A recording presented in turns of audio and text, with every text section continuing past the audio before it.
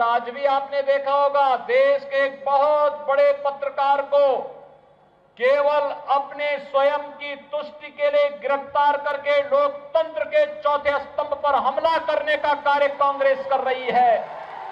कांग्रेस अपनी नाकामी को छुपाने के लिए देश के अंदर अराजकता पैदा करने का कार्य कर रही है। और भाइयों बहनों, देश के अंदर अराजकता पैदा करने की छूट हमें किसी को नहीं देनी चाहिए और यही आह्वान करने के लिए आज मैं आपके पास आया हूं। महाराष्ट्र में अभिव्यक्ति की स्वतंत्रता कुचल दी गई। केवल अभिव्यक्ति की स्वतंत्रता का नहीं, लोकतंत्र का गला घोंट दिया गया। देश के प्रतिष्ठित पत्रकार श्री अर्नब गोस्वामी जी के खिलाफ कांग्रेस के इशारे पर यह बर्बर कार्रवाई की गई। कांग्रेस की कुत्सित मानसिकता एक बार फिर सामने आई। यह वही कांग्रेस है जिसने इमरजेंसी में लोकतंत्र को कुचला था,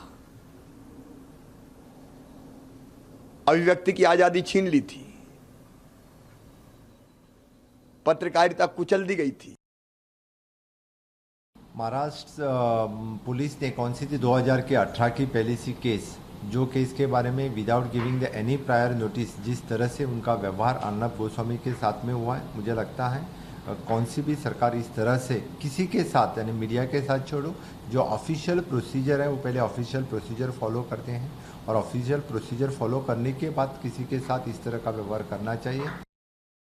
जो ब्लैक डे ही है और अपने डेमोक्रेसी में ये बहुत काला दिन है और इस तरीके से अगर भारत में चलता ही रहेगा तो डेमोक्रेसी पर बड़ा संकट होगा और उसको रोकना ही पड़ेगा। सब लोग को साथ मिलकर इसका अपोज करना चाहिए। महाराष्ट्र सरकार और मुंबई पुलिस का यह बहुत ही घिनौना कृत्य है। ये लोकतंत्र के चौथे स्तंभ को ध्वस्त करने का असफल प्रयास है। श्री अर्नब गोस्वामी जी एक बहुत ही निर्भीक और बहुत ही साहसी पत्रकार हैं। पूरा देश इस प्रकार की जो कार्रवाई महाराष्ट्र सरकार के इशारे पर वहाँ की पुलिस के द्वारा की गई है उसकी कड़ी भर्त्सना करता हूँ। लोकतंत्र का गला घोटने का यह असफल प्रयास है और महाराष्ट्र के अंदर सरकार में बैठे, चाहे वह शिवसेना हो, चाहे वह एनसीपी हो और चाहे कांग्रेस हो, या तीनों को इसकी बड़ी कीमत चुकानी पड़ेगी और इस प्रकार की चीज़ें देश स्वीकार नहीं करेगा।